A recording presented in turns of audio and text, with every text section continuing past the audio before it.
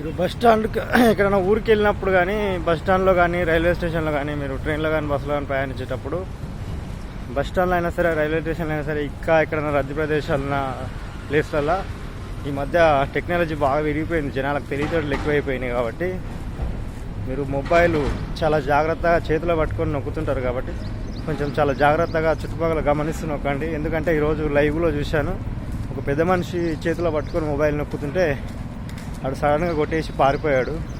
చాలా ఫాస్ట్గా పరిగెత్తారు, వాడిని వెనకాల 5-6 మంది పరిగెత్తారు, వాడు దొరకలేదు. అంత స్పీడ్ ఉన్నారు ఈ రోజుల్లో. మీరు కూడా బయటికి వెళ్ళినప్పుడు మొబైల్ వాడేటప్పుడు కొంచెం చేతిలో దగ్గర పట్టుకొని చుట్టుముట్టు గమనిస్తూ యూజ్ చేసుకోండి. మొబైల్స్ మాత్రం చాలా జాగ్రత్త పెట్టుకోండి.